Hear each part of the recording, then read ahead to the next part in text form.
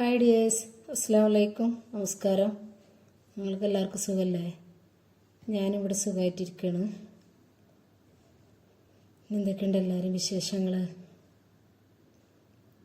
ഇപ്പം ഞാനിന്നിവിടെ ഇടാൻ വേണ്ടിയിട്ട് പോണത്,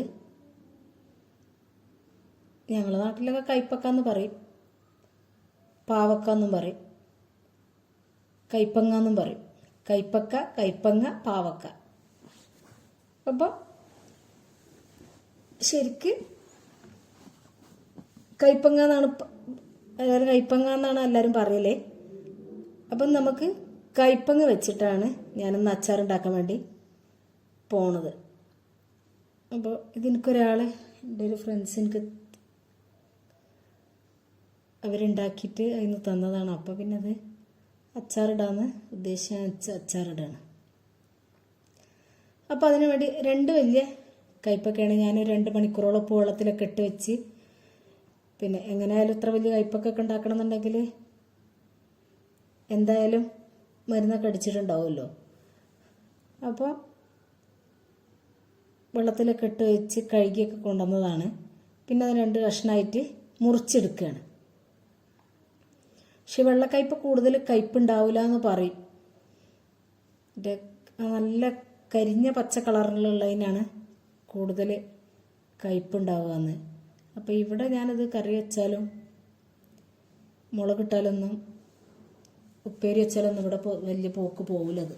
മക്കളും അല്ലാതെ കഴിക്കില്ല, ഞാൻ തന്നെ നിന്ന് തീർക്കേണ്ടി വരും.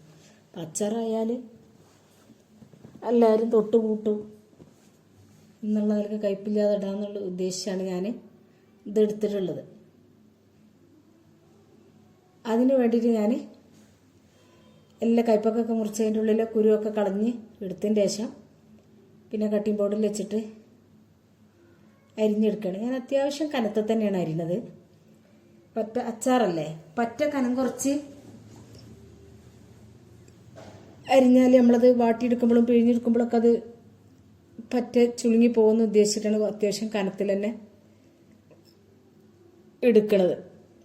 അപ്പോൾ എല്ലാ കയ്പക്കും ഇതുപോലെ കട്ട് ചെയ്തെടുത്ത് ഞാൻ. അപ്പോൾ കയ്പക്കൻ്റെ അച്ചാറെന്ന് പറയുമ്പോൾ എല്ലാവരും ചോദിച്ചു കയ്പക്കല്ലേ, അതെന്ത് പേര് കയ്പയിക്കാരെന്ന്. പക്ഷെ അത് വെറുതെ ആണ് കേട്ടോ. കയ്പക്കൻ്റെ അച്ചാർ ഒരിക്കലും കഴിക്കൂല. പിന്നെ മിക്സഡ് അച്ചാറിൻ്റെ കൂട്ടത്തിലൊക്കെ നമ്മൾ കയ്പക്ക കാണലുണ്ട്. പിന്നെ അതിലും അത്യാവശ്യം പിന്നെ കയ്പക്ക ചേർത്താലും കയ്പുണ്ടാവലില്ല. അപ്പോൾ കയ്പില്ലാത്ത രൂപത്തിലാണ് ഞാൻ ഈ അച്ചാറെന്ന് ഇവിടെ, തീരെ കയ്പില്ലാത്ത രൂപത്തിലെന്ന് പറയണ രൂപത്തിലാണ് ഞാനിതിവിടെ ഉണ്ടാക്കുന്നത്. അപ്പോൾ അതിന് വേണ്ടി കയ്പക്കൊക്കെ കട്ട് ചെയ്ത് വെച്ചതിന് ശേഷം പിന്നെ ഞാൻ അതിലേക്ക് കുറച്ച് ഉപ്പിട്ട് കൊടുത്ത്, പിന്നെ കുറച്ച് 2-3 സ്പൂൺ വിനാഗിരി ഒഴിച്ചു കൊടുത്തതിൻ്റെ ശേഷം അത് നല്ലതുപോലെ ഒന്ന് തിരുമ്മിയിട്ട് അവിടെ വെച്ച് ഒരു 1/4 മണിക്കൂറോളം വെച്ചതിൻ്റെ ശേഷമാണ് പിന്നെ ഞാനിത് പിഴിഞ്ഞെടുക്കുന്നത്. അതവിടെ ഇത് തിരുമ്മി വെച്ചാണ് ഞാൻ പിന്നെ ഇതിലേക്കുള്ള പച്ചമുളക്, ഇഞ്ചി, വെളുത്തുള്ളി ഇതൊക്കെ നന്നാക്കാൻ വേണ്ടി പോയി. അപ്പോൾ ഇത് നമ്മൾ തിരുമ്മി വെച്ചാൽ ഇനി വല്ല കയ്പുണ്ടെങ്കിൽ പെയ്ക്കോട്ടെ എന്ന് ഉദ്ദേശിച്ചിട്ടാണ് ഞാനത് ഇങ്ങനെ കാണിക്കണത്. എല്ലാവരുടെ കയ്യിലും ചിലപ്പോൾ ഇതേ കയ്പാവില്ലല്ലോ ഉണ്ടാവുക. അപ്പോൾ ഇങ്ങനെ ചെയ്താൽ കയ്പൊക്കെ ഒരുപാട് കയ്പ് കുറഞ്ഞു കിട്ടും. അങ്ങനെ അതൊക്കെ പിഴിഞ്ഞെടുത്തതിന് ശേഷം അപ്പോൾ ഇന്ന് വെള്ളം ഇറങ്ങി വരും. അപ്പം ഇനി കയ്പക്കൻ്റെ കയ്പ് സഹിക്കാൻ പറ്റണ അത് പറ്റണോലാണെന്നുണ്ടെങ്കിൽ ഒരിക്കലും കയ്പക്ക പിഴിഞ്ഞെടുക്കേണ്ട ആവശ്യമില്ല കേട്ടോ. പിന്നെ ഞാനത് നമ്മൾ വെള്ളത്തിലൊക്കെ എടുത്ത് കഴുകി വൃത്തിയാക്കി കൊണ്ടുവന്നതും വിനാഗിരിയൊക്കെ ഒഴിച്ച് ഇതാക്കിയതല്ല. അപ്പം അതിൽ വെള്ളത്തിൻ്റെ അംശം എന്തായാലും ഉണ്ടാവും. അപ്പം ആദ്യം കുറച്ച് എണ്ണ ഒഴിച്ചിട്ട് അതൊന്ന് ഒരു 2-3 മിനിറ്റ് നേരം വാട്ടിയെടുക്കുകയാണ്. അപ്പോൾ നിങ്ങൾക്ക് എൻ്റെ വീഡിയോ ഇഷ്ടപ്പെടുകയാണെങ്കിൽ വീഡിയോ കാണുമ്പോൾ തന്നെ ഒരു ലൈക്ക് തന്ന് സപ്പോർട്ട് ചെയ്യണേ. വീഡിയോ ഇഷ്ടപ്പെടുകയാണെന്നുണ്ടെങ്കിൽ നിങ്ങളെ ഫ്രണ്ട്സിനും ഫാമിലിക്കൊക്കെ ഒന്ന് ഷെയർ ചെയ്ത് കൊടുക്കണം. സബ്സ്ക്രൈബ് ചെയ്യാതെ ആരെങ്കിലും കാണുന്നുണ്ടെങ്കിൽ പ്ലീസ് ഒന്ന് സബ്സ്ക്രൈബ് ചെയ്തും കൂടി സപ്പോർട്ട് ചെയ്യണേ.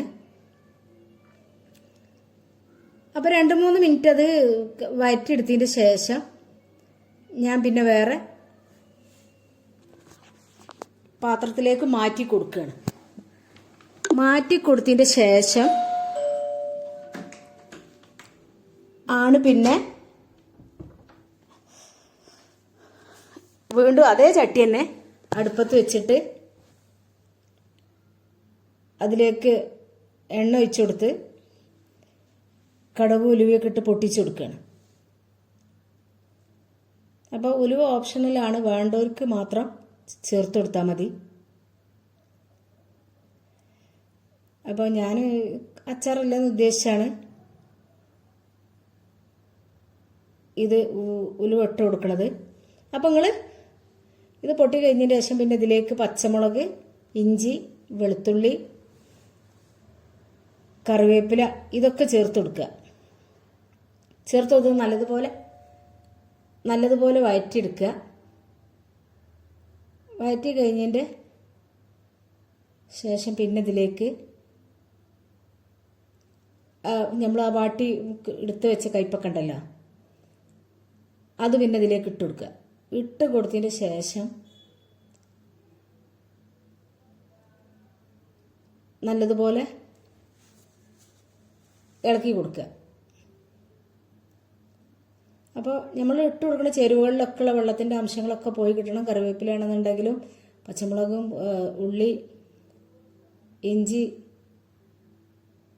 ഈ വക സംഭവത്തിലൊക്കെ ഉള്ള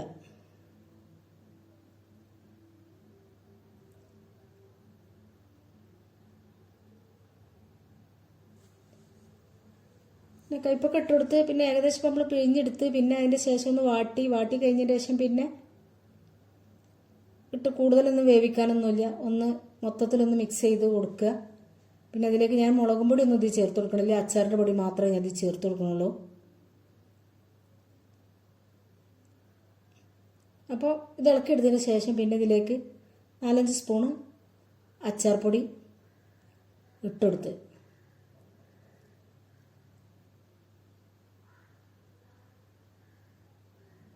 ഇട്ടെടുത്തതിൻ്റെ ശേഷം ഞാൻ ഇതിൽ ആദ്യം കുറച്ച് ഉപ്പിട്ട് കൊടുത്തിട്ടാണിത് വിനാഗിരി ഇത് ഒഴിച്ചിട്ട് ഇത് പിഴിഞ്ഞെടുത്തത്. അപ്പോൾ അതിനൂടി കണക്കായിട്ടുള്ള ഉപ്പ് മാത്രം ഇതിൽ ചേർത്ത് കൊടുക്കാൻ പാടുള്ളൂ. മറ്റേത് ഉപ്പ് കൂടുതൽ ഈ സമയത്ത് ഒന്നായിട്ട് ഇട്ട് കൊടുത്താൽ ആദ്യം ഇട്ട് കൊടുത്തിട്ടുണ്ടെങ്കിൽ കൂടും. അപ്പോൾ അത് നോക്കിയിട്ട് ശേഷം മാത്രമേ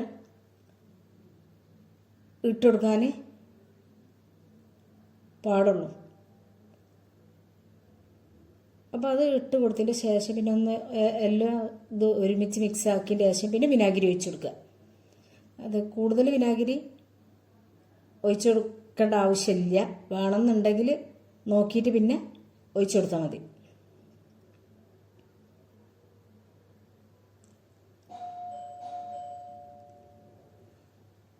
അത് ഒഴിച്ച് കൊടുത്തതിൻ്റെ ശേഷം പിന്നെ ഞാനതിലേക്ക് കയ്പില്ലാതിരിക്കാൻ വേണ്ടിയിട്ട് ഇത്തിരി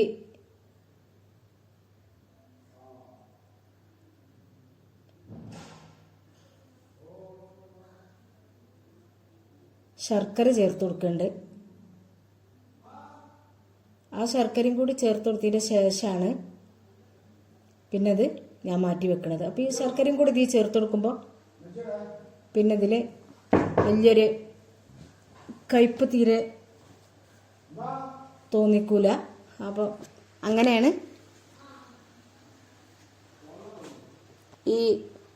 ഇത്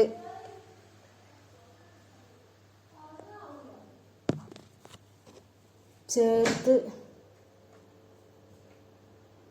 കൊടുക്കേണ്ടത്. അപ്പോൾ അതും കൂടി ചേർത്ത് കൊടുത്തതിന് ശേഷം പിന്നെ നമ്മൾ അടച്ച് വെക്കുക. സ്റ്റീൽ പാത്രത്തിൽ ഇട്ട് വെച്ചാൽ പിന്നെ നമുക്ക്